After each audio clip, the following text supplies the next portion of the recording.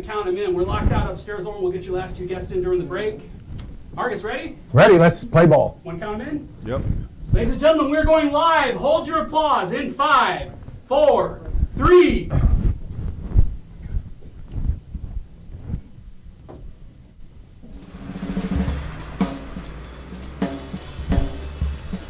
It's the Comedy Store tonight, starring Argus Hamilton,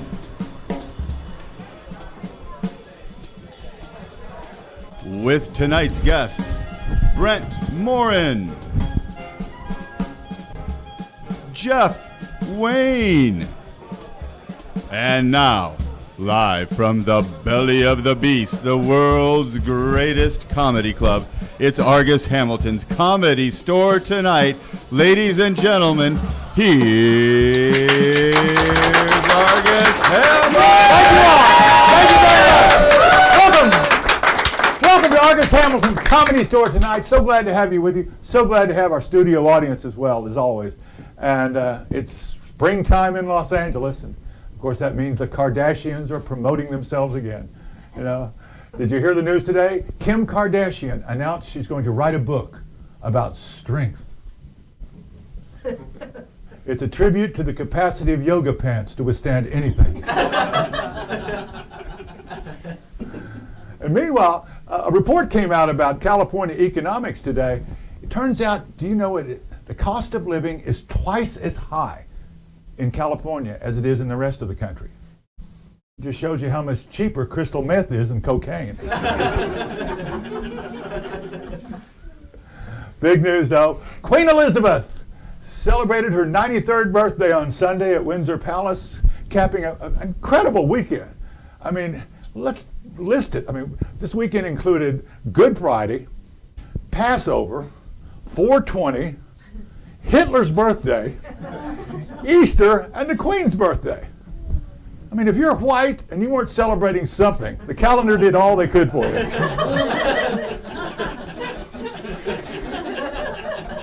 And what's the deal with 420 being so close to Easter? I mean, how high did they want Jesus to rise?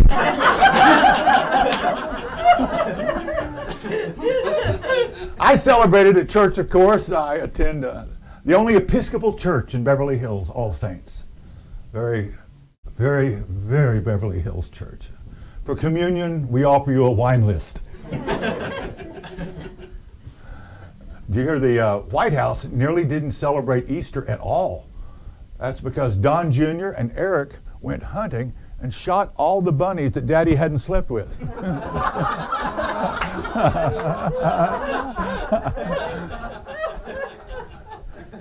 Meanwhile, speaking of Trump and the Queen, Queen Elizabeth today invited President Trump to Windsor Palace for an official state visit. You know, and, the Democrats don't mind. They even asked Prince Philip to pick him up at the airport.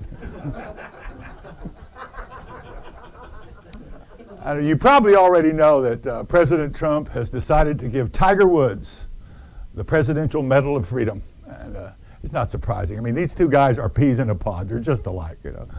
They both like to get in 18 quick holes and go golfing.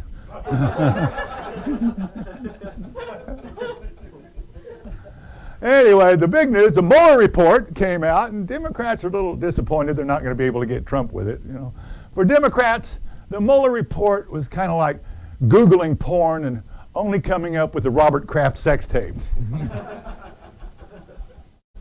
That's right. I don't know if you heard about the Mueller report. You know, it's got so many blackouts it reminded Brett Kavanaugh of high school. But as a result now, all the political parties are marshaling their strength and gathering.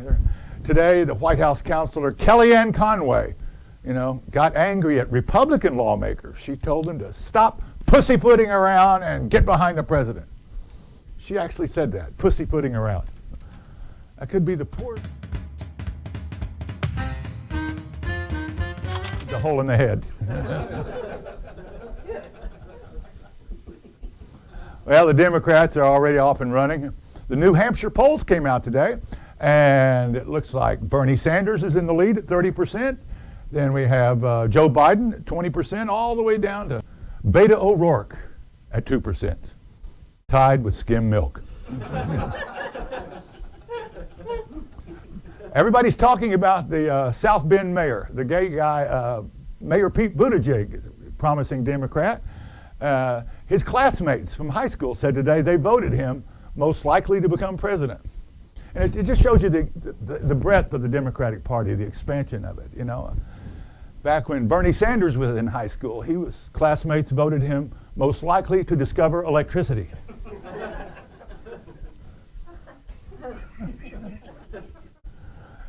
What made me laugh today was that Israel, Benjamin Netanyahu, announced today they're going to rename the Golan Heights in President Trump's honor. Can you believe that? They're going to call it Meshuggah Crest. But, and the funniest news of the week, did you hear about Ukraine? The Ukrainian voters decided, why not? Let's elect a comedian president who's never had a bit of experience in politics, just like we did. You know, Ukraine's willingness to elect a comedian president inspires me. Why don't I run for president, right? I mean, in order, the last 4 presidents have admitted to smoking pot, alcohol abuse, cocaine use, and womanizing. My slogan will be, with Lord Hamilton, you get 4 presidents for the price of 1. Right? And the most ominous thing in the news this week was an independent worldwide polling group polled people in Russia. Turns out the tyrannical late dictator Joseph Stalin has a 70% approval rating in Russia right now. I mean, this guy is so evil. He's the only guy that ever won the Nobel Peace Prize just for dying. As a matter of fact, Vladimir Putin had a dream the other night that his hero Stalin came to him in a dream. And Putin saw Stalin and said, "Oh, my master, what must I do to conquer Europe and take over the world?" And Stalin looked at Putin and said, "Poison all your political enemies and paint the Kremlin blue." And Putin said, "Why blue?" And Stalin said, "That's my boy. I knew you wouldn't ask about the first part." We've got a great show tonight. We've got Brent Morin. We have Jeff Wayne. We have you and a great crowd. I'm Argus Hamilton. We'll be right back. Thank you very much. Great crowd. Thank you so much.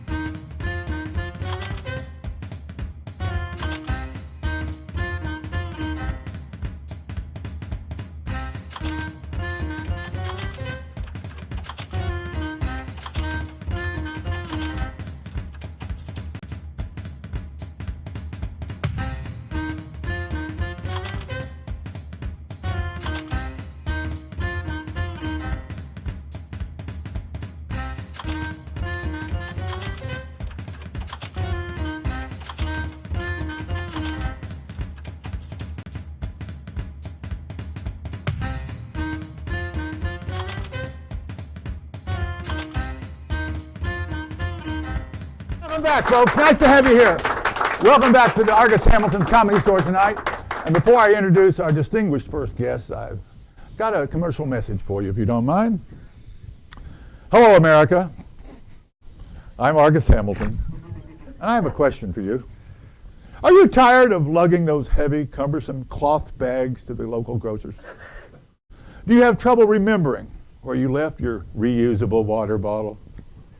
Do you think paper straws taste a little weird? If you answered yes, Queen, to any of these questions, then I have the product for you. One-time use plastic. I know. I know. Whales may find this a little hard to swallow, but one-time use plastic is simple, convenient, and easy to use. Thirsty? No need to go searching all around for that reusable water bottle. It could be anywhere. Just grab a bottle of one-time use plastic pre-filled with water and drink and enjoy. And here's the best part. When you're done, simply throw it away. No fuss, no muss. Headed to the grocery store for meats and cheeses? Forget hauling those weighty cloth bags with you. With one-time use plastic, there's no need. Just get 14 or 15 one-time use plastic bags from the grocer himself. In fact, you can get a bag for each item you buy. Then when you get home, use them for condoms. No. Just throw all those little bags right in your corner trash heap. What could be easier than that? Nothing, that's what. One-time use plastic is just like me. Kick ass. One-time use plastic. Ride the wave. You're very generous. And we have a second message here? We do, okay. We're really picking up sponsors, Jeff. This little writer's workshop thing I end up conducting here without my knowledge. Our next ad is, I propose we create a new movie rating after NC-17 called NC-69. I think old people should be allowed to watch snuff films and no one can complain. It will get young people to eat more healthy. Also, I think that number's funny. I'm Angus Himmelfarb for NC-69. I slave away all day on brilliant one-liners and I laugh at Angus Himmelfarb. I'm going downstairs with a bottle of cognac and a revolver. Nice. That's it for that one. That's the way to go. Okay. Okay, now listen, this is an immense pleasure to bring this gentleman out. He's right now easily the king of all the cruise line comedians working around the country, but he and I go way, way back to our starting days at the Comedy Store Westwood and our service to the Queen Mitzi Shore herself. And just before I got sober, I had very few friends left in this profession, and this is the one guy that stayed up with me the night before I went to the Betty Ford Center, and made sure I was ready for that limo ride to Rancho Mirage, the lowest bottom you'll never hear in AA. But anyway, this is a funny, funny guy that always gave me a stage to play on when Mitzi would ban me from the store, and. Which was pretty awesome. I can't love this guy enough. Ladies and gentlemen, funny, funny man, Jeff Wayne, ladies and gentlemen. Good to see you, buddy. Good to see you. Nice to see you, buddy. And let me say, the last time I saw Argus was on the balcony of Crest Hill overlooking Los Angeles, and now you have me on the basement of Sunset, so we have made quite a trip. Yes, we have. Yeah, we stood there and said, not bad for a couple of deposed kings, are we? That's right. I'd been tossed out. I had LA Cabaret, which was a major club in the Valley, and I had about 8 one-nighters. Yeah. But something happened. I'm not sure what happened, but but you were always good, Argus, drunk or sober. Well, we had lots of fun. We did have, we're still having fun. Yeah, we are. And your monologue was as great as ever. You can write those jokes. I laugh every day. I go through Facebook. thank you very much. Appreciate it. Brilliant. We go.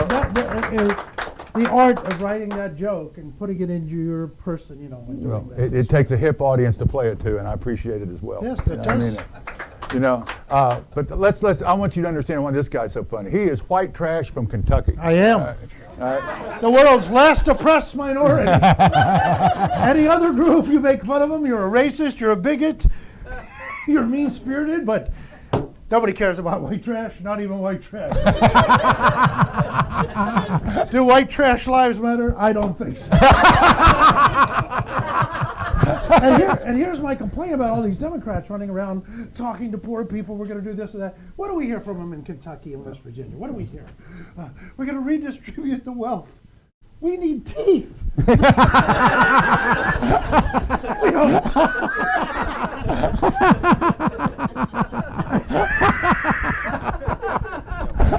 Now, see, you're country club Southern. You're Yes, from, yeah, very much. I mean, you went, I went, I go back every year for my GED reunion.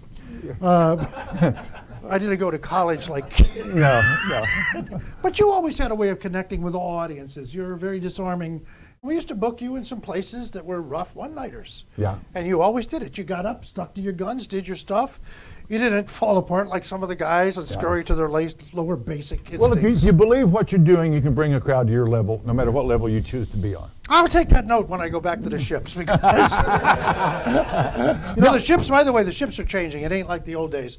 When I first did the ships, we had old people. Yeah. I mean, I'm talking vultures following the ship.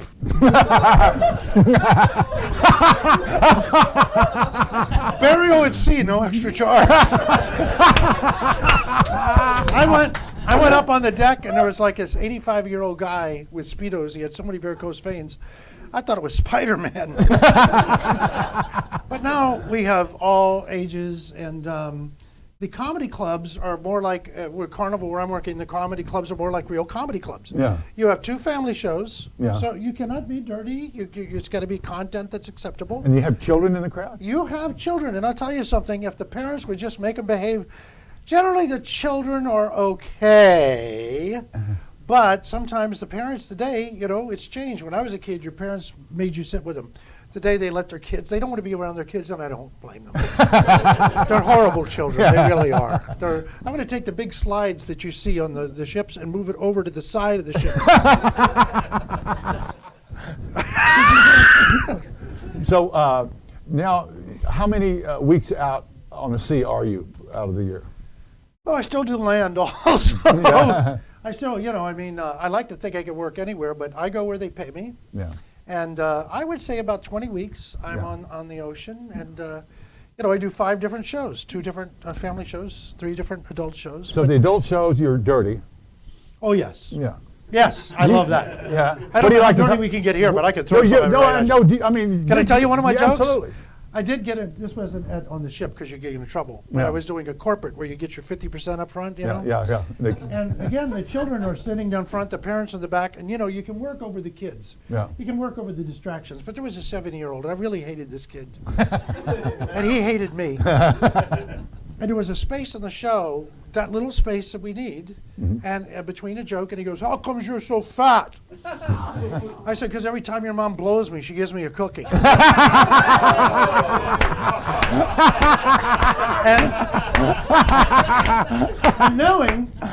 and knowing from being a little boy that his buddies will bring this up continuously. And what I find fascinating with today's culture, you never know when that Kentucky upbringing is going to help you in an ad-lib situation. But I don't want your audience to think I'm totally without some type of appreciation of the finer things. In fact, I thought of you today. I was reading this thing about Ernest Hemingway, and I thought you would enjoy it, where they're talking about what part of the paper do you read? The first thing in the morning, what do you read? He goes, "The obituaries with a glass of champagne."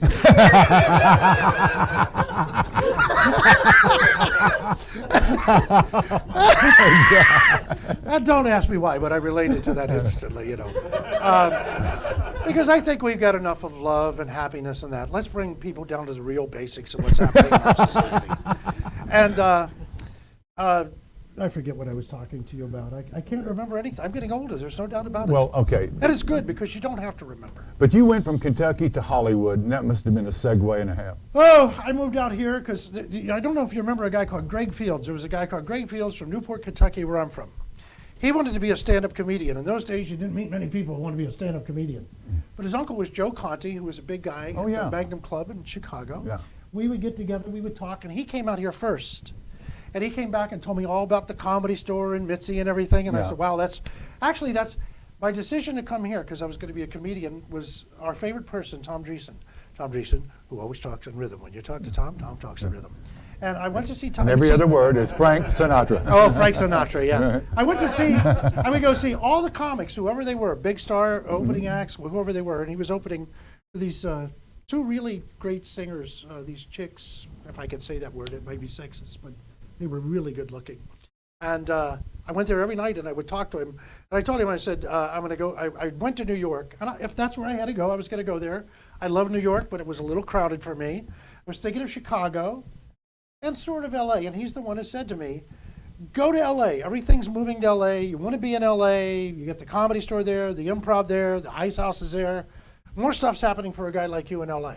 But I think I made the right decision. And when I came here, I was telling some of the people earlier, I didn't go to Mitzi's memorial because there's too many ghosts here. Yeah.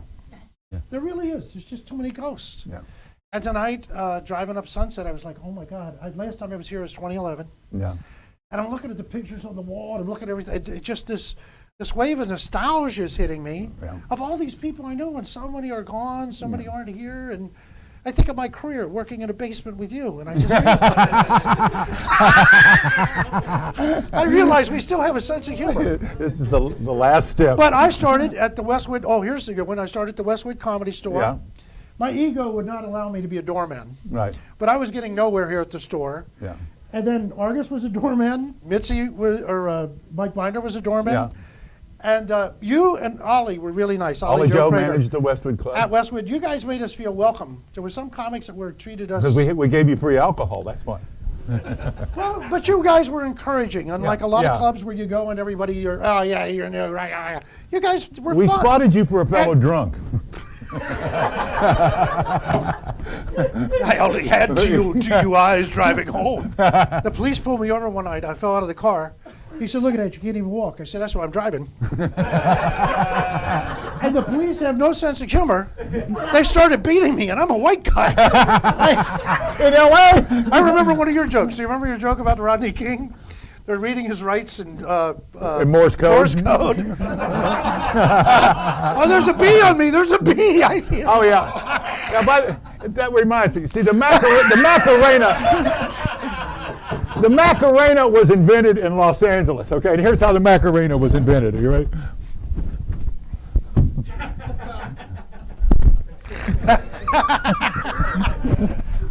My favorite joke of yours, and you took me over to the night show a couple times. Yeah. But my favorite joke of Argus's was always about if there's an atomic bomb, we got 20 minutes to get out of LA, and you would do the newscaster.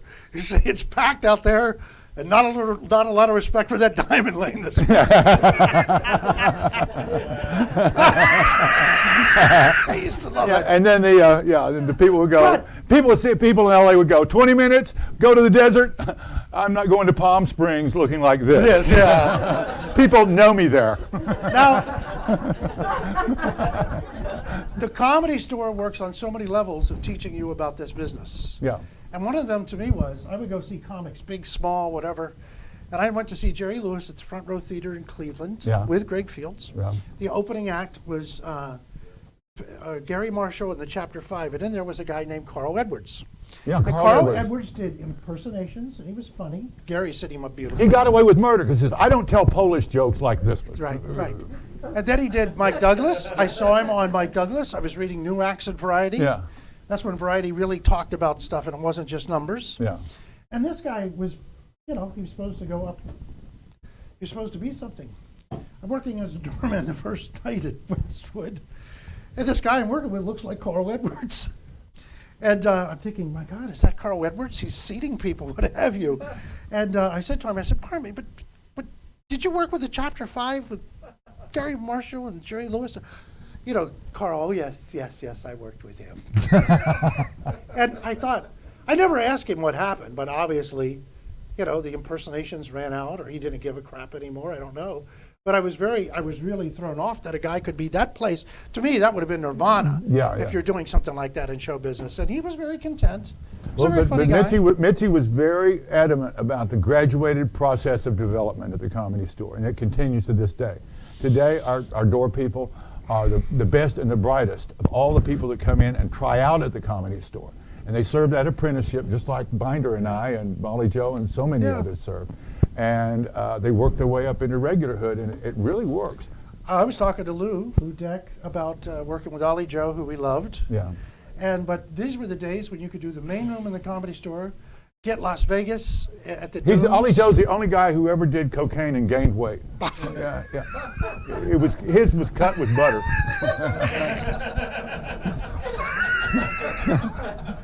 And La Jolla, and I did that for 5 years, and I never had to go on the road or anything. Yeah. You know, so those are wonderful, wonderful memories. And of course, you have always been a friend, and I've always been in touch with you. Yeah.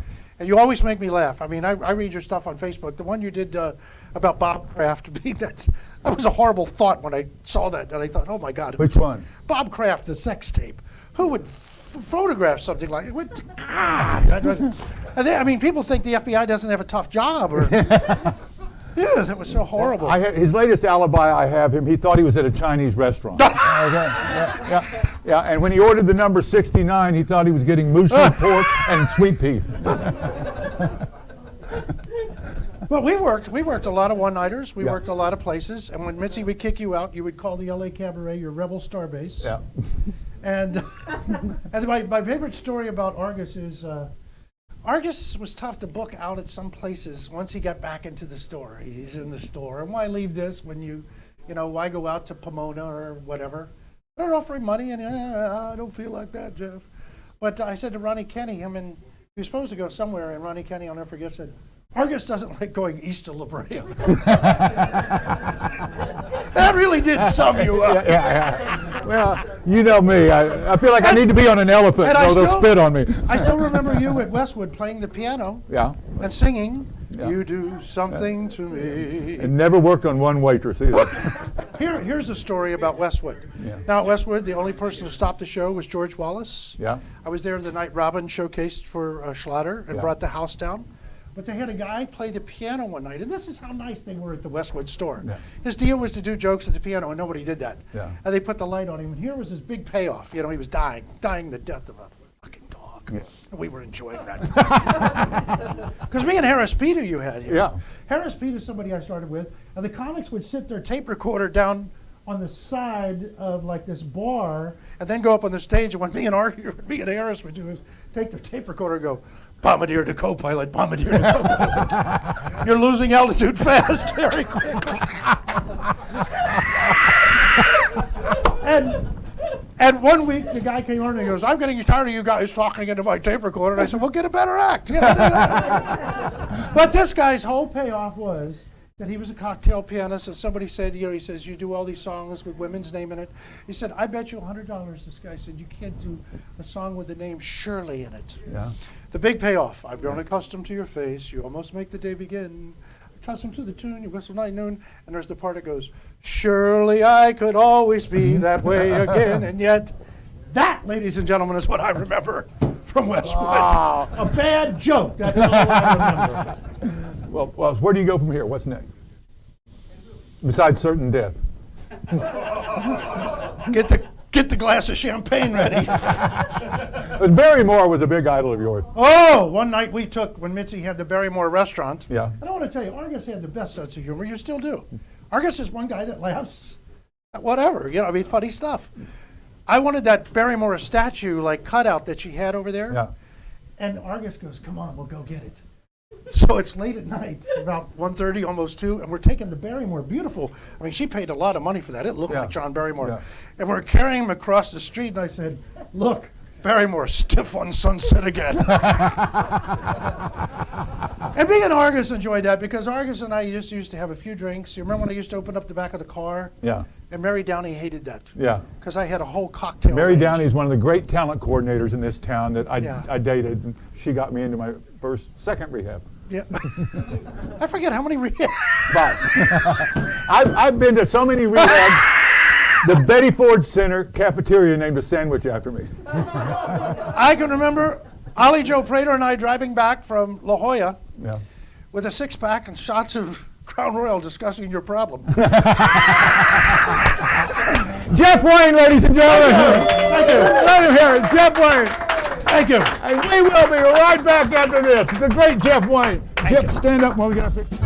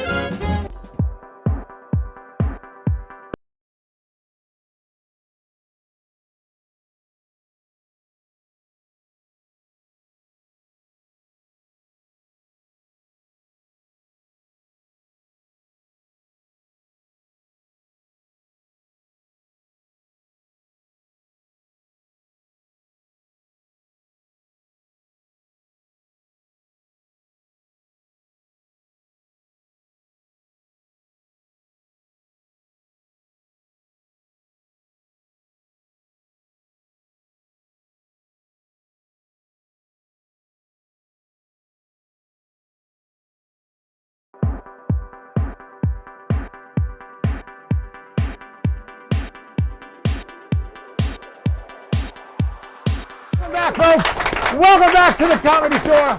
Welcome back to Argus Hamilton Comedy Store tonight. Before I introduce our distinguished next guest, and I've been looking forward to talking with him a long time, we've got a quick commercial, a serious commercial for you from our real sponsor, Bacardi.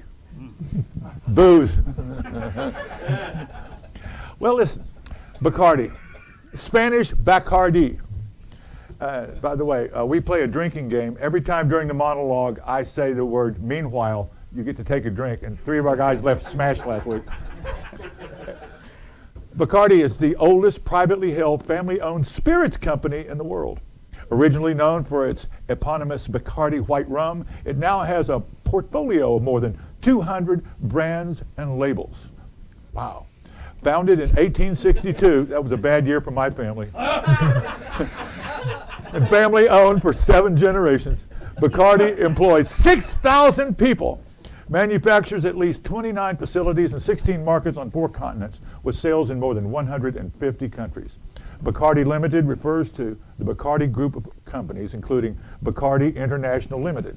The company sells in excess of 200 million bottles a year. They should be arrested. The company's sales in 2007 were US $5.5 billion, up from $4.9 billion in 2006. In recent years, sales have stagnated, with sobriety taking over the world. It laid off 10% of its North American workforce in 2015. For some of you who got sober last year, you can take count for that.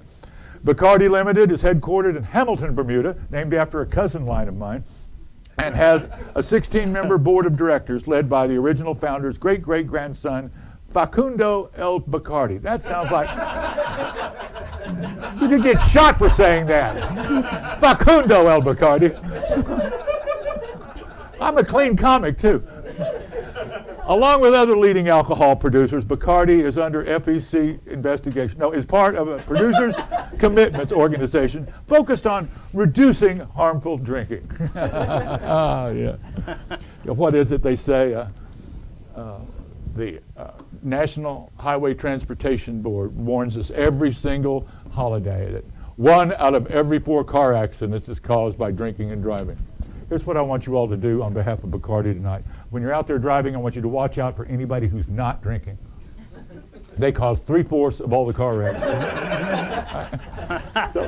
So Bacardi, we love you. Thank you for sponsoring us. And now listen, I want to let you know something. A lot of times at the Comedy Store, almost the entire last quarter century, I go home right after my 9:15 set. And I've missed seeing an entire generation of young comics blossom. This guy coming, I'm introducing you to right now, is one of the absolute killers here at the Comedy Store. I cannot wait to get to know him. Ladies and gentlemen, he's got his own Netflix series coming up very shortly.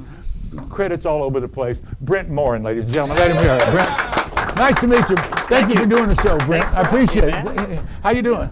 I'm doing great. Good to hear. You're making me laugh. You always make me laugh. Thank you, I Brent. remember bringing you up on stage for one of the first times. Yeah, And I was like, wow. oh, man, don't mess this name up. You know? He's a legend. He's been around, for a quarter of a century, Well, I'm going to be making a special effort to start sticking around on Friday and Saturday nights after my set, so I can enjoy you guys. Sure. Because I saw a couple of you in the last week, and I'm the one that's missing out. Oh, yeah. You take Uber a lot to the store, right? Yeah, the Bacardi ad plays really well into my life. When Uber came out, that taught me that if I'm ever like a rich person, I'll change. You will? Yeah, there's no way I'm not going to change. Uber taught me that because I'm royalty with that car. I have a car service 24 hours a day out there. I'm like a prince from the poorest castle, because I UberX, Toyota Camry. This car I own picks me up with a guy who looks just like me. And I pay him to take me places because I have no willpower. This is what I've learned recently. Like, if you look cool and ask me twice, I'm in. Like, that's not a great quality. It's just a fact. Brent, you want a shot? No. Come on. All right. It's true. I'm ruining things. Like, I'm scared to go to, like, I just moved into this neighborhood, and I'm scared to go to, like, the local market because you see, like, the teenagers out there, and teenagers scare the hell out of me. Really? Oh, yeah. Really? Teenagers they just got, you don't want to mess with them. They got the cardio, so, like, you never want to get in a fight with a teenager because they're never out of breath. and they just don't care. And I'm scared one of them is one day going to be like, hey, man, can you buy us beer? You know? Yeah. And I don't know if I might. That's just a fear I have, you know? Because I'm already giving in to too many things. Like, if you're a cool 16-year-old kid named, like, Connor, and you come up to me and you're cool, and you're like, can you buy us beer? And I'm like, no, I'm not going to buy you beer. Come on, man, buy us beer. I thought you were cool. I'm like, I'll buy you beer. You know, that's my concern. It's a long way away, I hope. But, you know. Well, it sounds like you play it pretty careful. Yeah, you know, not really. Opposite. That's what Uber taught me. Although you ever get an Uber, and then like the driver is just like, I had this guy on the way here because I Ubered here. Yeah. So I Uber too much. And he was wearing driving gloves, but he's, you know. Driving gloves on Uber? But we're driving like a Civic.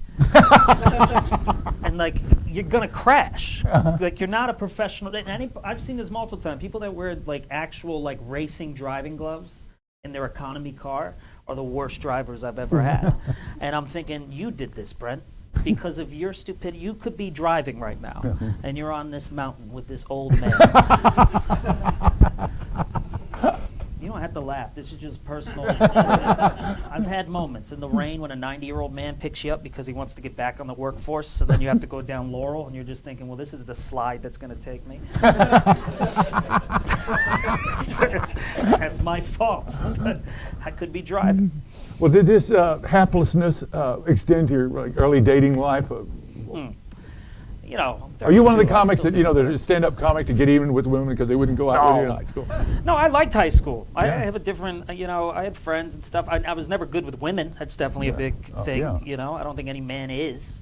But, you know, growing up, like, I was scared to ask out the girl, and when you do, you're crushed. And then, you know, it's probably a big reason I do comedy is the amount of times I've been hurt. Yeah. But I loved high school. High school was great, you know.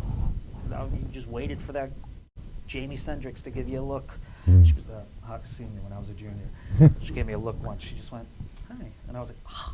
You know, like, Yeah. I guess you had to be there. Well, I believe that comic in Ukraine got yeah. himself elected president because the Comedy Store waitress refused to go out with a comedian. I mean, that happens too. I live better in the uncomfortable, obviously. Yeah. Things make me uncomfortable. These space lights on me make me a little uncomfortable. Yeah. But, you know, I'll just talk my way out of it, you know. What are the things that make you uncomfortable? I don't know, that cough. Cool teenagers, we learned that. Old men driving Ubers past their years. Women in LA, you know, just the ones that don't have a job but somehow have money.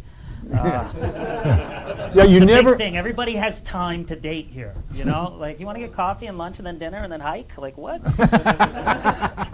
It's my fault. You never realize how many trust fund babies there are in West Hollywood. Yeah. So you go just running errands at 1 in the afternoon, and the traffic is jam-packed. Yeah. And people are supposed to be working. You know, Nobody's working. everyone's out on errands, and they're Yeah. all 28 years old. It's insane. Yeah, I want a woman with a job. That's it. That's what I've narrowed it down to now. Well, like for instance, in the presidential race now, Pete Buttigieg, what is his name? Oh, The gay. I'm dyslexic. I have no idea. Well, he is. He's trying to get the country acclimated to the idea of normally accepting a gay president of the United States, which is, you know, to L.A. and New York, no, San Francisco, Miami, no big deal, Washington. Yeah. You yourself have experience.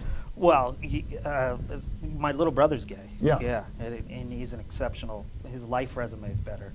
You know, I'm smart enough to know I'm not that smart because my brothers are. You know, older brother, concert pianist, was at Carnegie Hall at one point, bunch of master's degrees and does something real.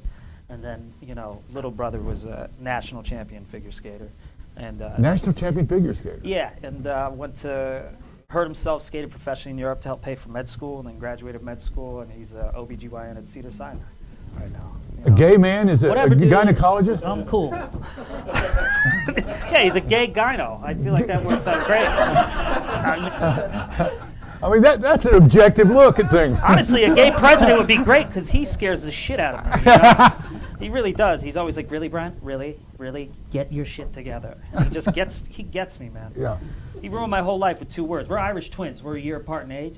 I got my ass kicked all the time growing up because I thought it was because he's gay and figure skater and flamboyant. It's not at all. It's because he's such a smart ass and he starts all these fights with everybody, and then I have to go in there as if I can fight. I can't, like I told you. Cardio, I'm buying booze for kids. You know? And then he judges. He ruined my whole life with 2 words. He pulled me aside in high school, and he looked at me and just went, "Too much." I don't know what that means. To this day, I don't know what that means. And I don't know what this is describing my body. This is not... Like, what am I, a snake? I wouldn't describe a snake like that. Feel how disrespectful this is to do to another human. Does this feel good? This feels horrible, doesn't it? Well, he's a gynecologist. You think it would be more like... just all the scoliosis. It's like, really, Brent? That's the joke you're going to say? I asked him to hook me up with a doctor. Yeah. I said, come on, I'm a nice guy. You know, I have a job. What about a doctor? And he goes, Brent, the women I know don't date clowns. You forget, like outside the Comedy Store, there's real life and real jobs. And you're like, yeah, she'd probably like, she'd be at that work party. Yeah. You know, like, well, yeah, my husband's a neurosurgeon. And they're like, what does your husband do? Oh, well, you know, he just, well, the thing is he's very creative. You know, like, I was like, oh my God, like, look how I dressed up for TV, you know? I look like a divorced dad who's not trying.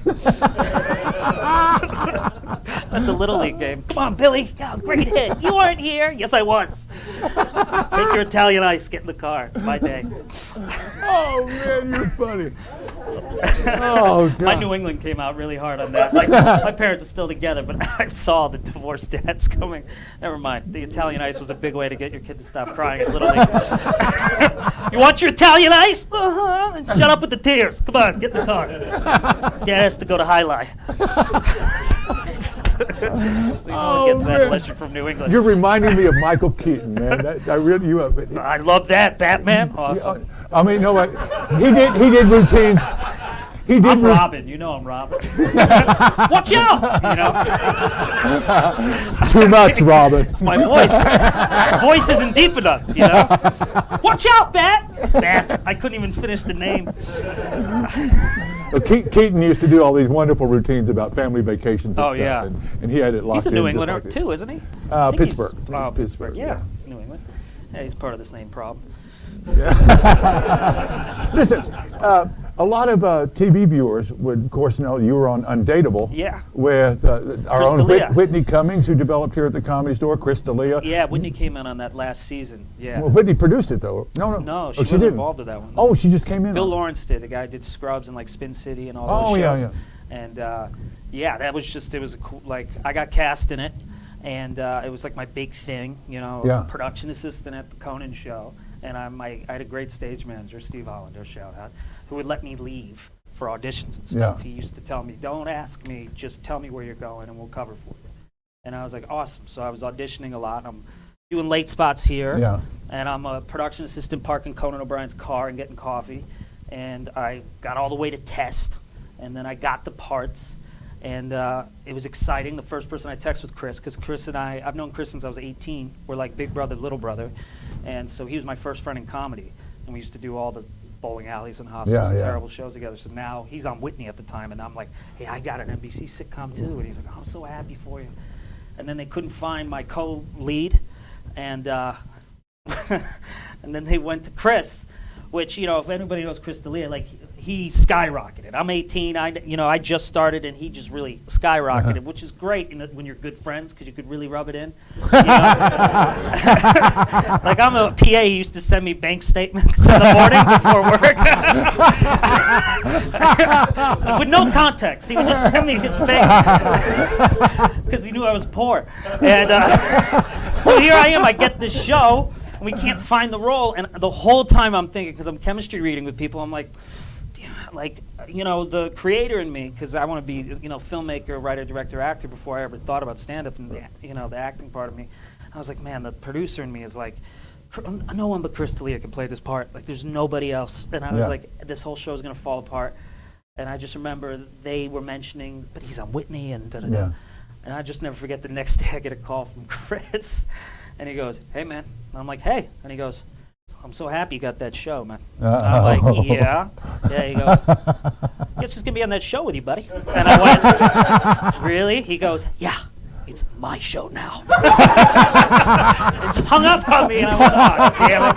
And then, of course, the poster comes out. He's right in front. I'm way back here this time. That's how we like it, though. We're comics. Like, that's what we do to each he other. switched places, though, when it got canceled, right? Well, the best is that last season we went live. That's what I was going to ask you about. The last how many episodes were live? 13. And then Wow. when I say live, people don't know what it means. We had a live East Coast and West Coast taping. This is before SNL did it. They did it right after, where you do both coasts. And it's live. It's what you see is what you get, like the old school sitcoms. Yeah, Like yeah. The Carol Burnett show and all that, you know. Right? Am I wrong? No. Well, they had what's called a coaxial cable, Okay. and that's what they did on East Coast, West Coast at the same time. Anyway, so I was, we were excited, but we also didn't know why a major network was letting us, because it was me, Chris D'Elia, Rick Glassman, who you know, and Ron Funches, who are all Comedy Store comics. You know, Ron's very quiet and is a joke killer. Like, he has the most killer bits. And then Rick Glassman is like a Andy Kaufman type. You know, Yeah. he's really, you don't know where he's going to go. And, but it could be brilliant. And then you had Chris, who's very physical. And then you had me, who's just ranter. And you're telling us that you're going to put 4 comics, one of which I was a PA before this. Right. It's not like I was in theater and then made it all the way up and let's try him on live TV. This is like, he was literally there, Yeah. getting it. Here you go, Mr. O'Brien. And now he's here. Go. Like, it didn't make sense to me. Like, the only person that worked out of the 4 of us was Chris. How scripted was it? Oh, it was scripted, but we were allowed to improvise. Chris and I in particular the most, but you forget when it's live, you have 22 minutes. You know, like there's a light, like a Comedy Store light. Yeah. Like, it's just a light. You can't go over that 22 minutes. Right. Like or the episode just ends. And so it's hard to improvise, but we had so much leeway. Chris and I would find funny things and be like, oh, I really want to try that thing. Yeah, but we're already 4 minutes over. You know, Bill told us we get. And you got the commercial break to put this commercial together. break, they would cut everything. They go, all right, you guys went way too long on that. What the hell was that, Chris? You had a mental breakdown. You know, and it's like, yeah, I didn't memorize it. Like, Chris! There were so many times where it would be counting like 5, 4, and Chris and I would be looking at each other, and he'd go, what scene is this? And I would go, I don't know. Danny! We'd have to improvise it. We did have one moment where we were like, we're way over. But we had this one bit we wanted to do because we had regular real actors on the show too. And this one British actor, David Finn, who's great. He ended up leaving and going to play Jack, went and did Broadway at School of Rock. Like he used to lead.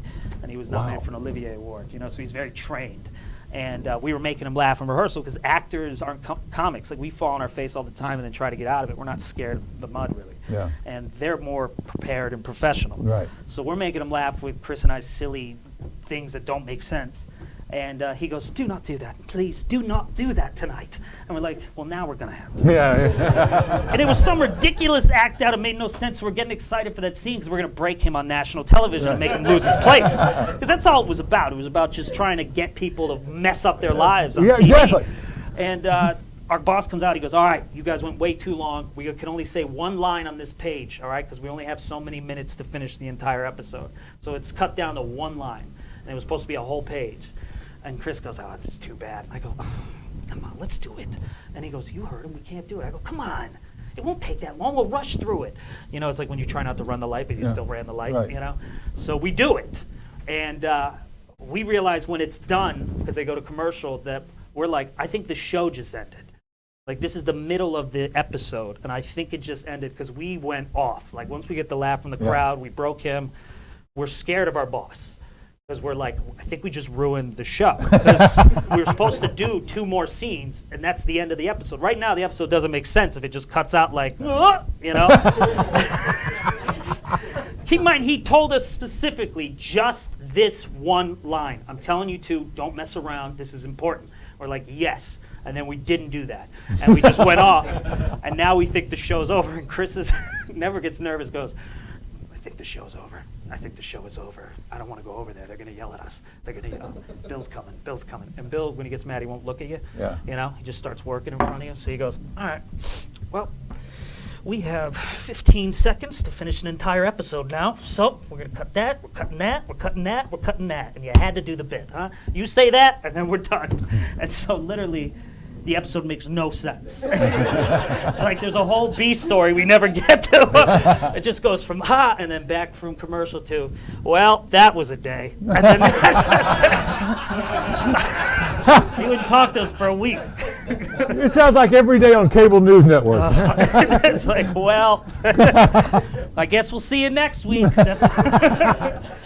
Oh man! Well, I can't wait to have you back, and we'll be launching the Comedy Channel in around June and breaking this thing big time. And I sure can't wait to have you back. I'm going to enjoy watching you in the main room, Brent. You're a funny man. Give it up for Brent Morin, ladies and gentlemen. Thank you so much. Don't go anywhere. We're going to have pictures taken. Go ahead, stand up. Oh hey, didn't see you there. Haven't you heard? The Comedy Store has merch. Merchandise. Shop.comedystore.com. We've got t-shirts. And more t-shirts. And even more t-shirts. Shop.comedystore.com. Do you like hoodies? I bet you do. Merchandise. I hope you have a permit for those guns, because we've got tank tops. Does your head get cold? Check out our beanies. Does the sun hurt your eyes? Check out our hats. And for the literary inclined, our yearbook will quench your thirst for knowledge. Shop.comedystore.com.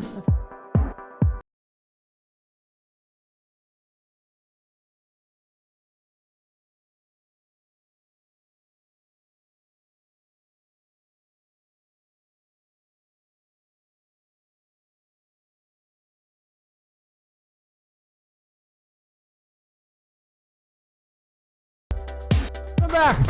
What a show we had. How about another round of applause for Jeff Wayne, who's on our show tonight. The great Jeff Wayne. We love you, Jeff. And Brent Morin, wasn't he great? Wow. Well, listen, two things. First of all, I want to remind you next Tuesday night, streaming live from here, and you can pick it up all week, of course, by Googling it. We have Brendan Schaub, sensational comic, and really one of the great comedians in this country, Candace Thompson, will be with us. So do not miss next week as well. Tell your friends to watch us. I want to thank Lauren Chains for being my personal producer, and of course, Kevin and Josh and Brett and Schmitty helped put this show together. We're becoming a pretty tight unit now. We love doing this show. I love bringing it to you. We owe all this fun we're having to the great late Mitzi Shore. We love you, Mitzi. I love you. Thanks for showing up, folks. I'm Argus Hamilton. Appreciate it. Way to go.